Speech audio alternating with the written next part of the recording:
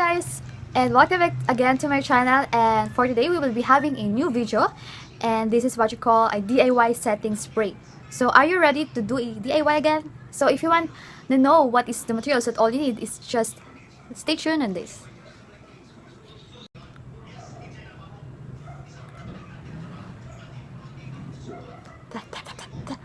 Alat.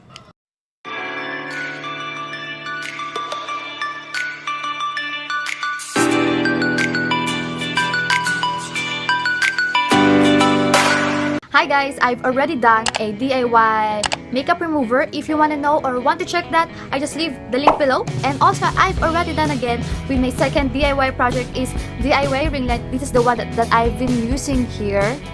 The thing, that is my DIY ring light. If you want to check that, also, I just leave the link below. Okay, so for today, I will be doing all you need is, of course, a container that you already have in your house.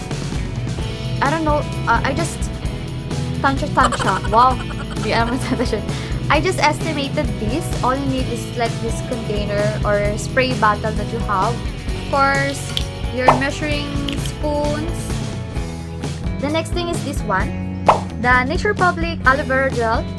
Any kind of aloe vera gel that you have, or you can buy like Nature Republic, Watson's, or Momosol, or anything that works in your face. And warm water.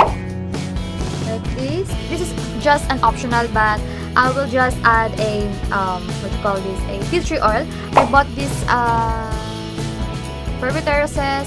Brand of this is Giga Natural Essential Oil. It is the tea tree oil, and I bought this for 270. So are you guys ready to do a DIY again? So let's start. It is inspired by the website or by the channel Mode the Pop. I just leave it here, the name of the channel, or I just leave it in the description box. Put it here like around half teaspoon first. Half teaspoon of your warm water. The half teaspoon. Make it 1 tablespoon already. This is alright. So 2 parts of water and 1 part of aloe vera gel. Smells nice. It's so refreshing. So we'll just put this half tablespoon. This is the exact measurement of my aloe vera gel. So we'll just put it here. Oh, hindi siya gumagalaw.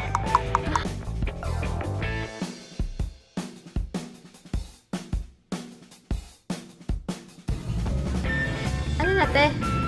Baka bukas pa ako makatapos ito. A few moments later. But if you look it closely, it already have the aloe vera gel, right? If you want to add a vitamin E that already have, but I don't like to use because hindi pa ako try, and I don't know if it works for me, so hindi ko na siya chinay pa. Tea tree oil that I have, maybe around 5 drops. 1, 2, 3, 4, 5, 6, 7, 8. Okay. That is my... Oh my gosh. Parang siyang lakas mga herbal. So, herbal, I mean. So, this is... Let it close. So, shake. Oh,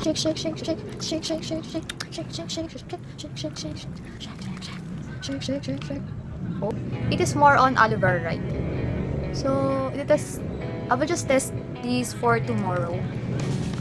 If it really works. But, yeah. This is my DIY setting spray.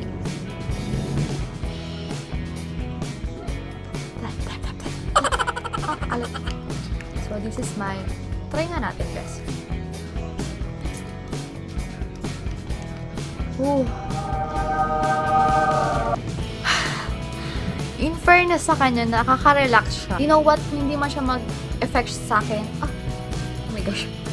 Kung hindi man siya mag-effect sa akin right now, I will still use it because wala, sayang aloe vera and also the tea tree oil, right? So, you can also use this as refreshing your face, like that.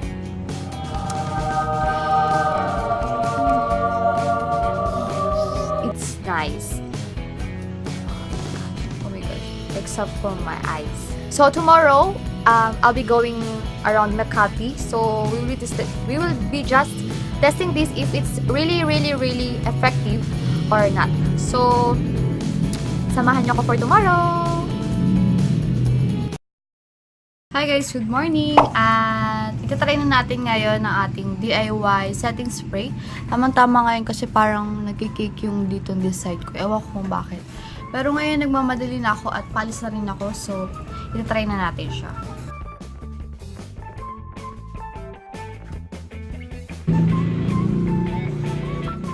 So, yan. It's already 5:59. So, yan. Tingnan natin kung ano mag-iitsura ng makeup ko. At hindi maganda yung spray. Masyado malaki yung pagkakaspray na sa akin. Pero okay lang din naman. So, bye-bye. See you later.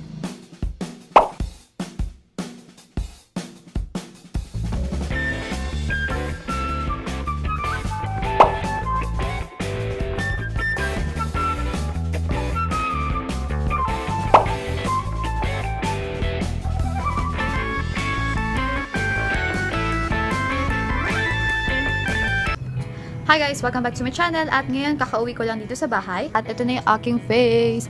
Ito may patubong pimples, patigurado, kaya namumula yan. After 13 and a half hours. So, ito na siya. Huling ano ko is around 6 o'clock din kaninang paggabi. So, yan. Ito yung aking face. So, kayo na humusga. Pagkano ko dito kanina, ano siya, cakey siya, no? Medyo namumuo siya. Dito din, no? Namumuo siya. Cakey dito, sa buong mukha ko kanina, na para kung ewan ang itsura ko kanina. Tapos, ayan. Pero the eyeliner, the eyeshadow is okay pa rin naman siya. Pero ang inaano natin kasi dito yung longevity or the setting spray itself. Kung i-rate ko siya ng 1 to 10, siguro mga 4.5. Kasi hindi ko mo siya masabing ano, kasi ito, nawala na yung pinaka-concealer ko dito kanina. Ayun. Although dito meron, na-cover na pa yung dito ko. Kasi meron din akong blemishes dito. Ditong part, medyo kita na siya. Ito, pabuo na siya. So, yan. So, sa ngayon, siguro dadagdagan ko siya ng 7. Magiging 7 rating na lang siya out of 10. Because, ayan eto kanina wala pa ito masyado. Ganitong ito. Ibig sabihin, nag-stay din siya talaga. So, yung setting spray or face mist na ginawa ko is, hindi naman ganun na 10 point na effective, but you can use it for the meantime, or kung low budget ka for the setting spray na worth 1,000 plus. So, if you're hindi naman ganun ka oily, I recommend this to use. So, ayos na yung 4.5 ba? 7 points na. Ang weather kanina sa Makati is super mainit, grabe. Parang alam mo may hilo ka, sobrang init. Tapos sasakay ka ng aircon na bus. Diba? Imagine mo na lang yung best. Diba? Iinit, tapos salamig. Iinit, tapos salamig. So, yun. So, let's just spray this. This is my DIY. Ang gusto ko lang talaga dito yung amoy niya. Nakaka-relax talaga siya, promise.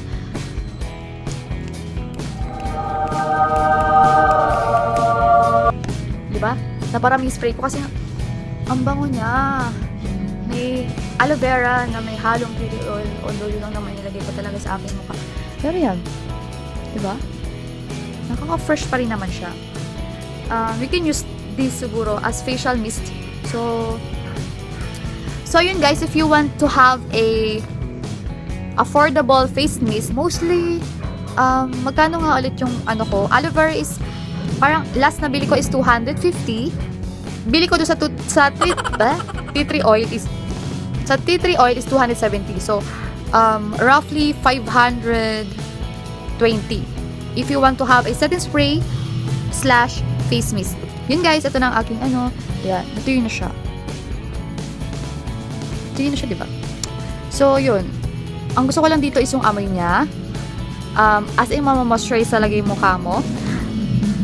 Pwede nyo itong gawin pag kunaring summer, just a face mist. If you're stressed, pwede nyo siyang gawin. So, yun guys, kung gusto nyo magkaroon ng mura at gusto nyo mas organic pa dito, you can check yung mga mas organic pang materials available sa inyo. Then, you can try to do it in yourself. So, comment down below kung ginawa na rin this kind of setting spray or face mist. So yun na guys. So, thank you for watching, and if nagustuhan nyo ang mga ganitong gawain kong DIY project, please like this video and comment down below if you want to do me another DIY project. And also, subscribe dyan sa baba, and click the notification bell if you want the updated videos from me. So, see you guys on my next stories. Bye-bye! Adja! Next DIY! See you!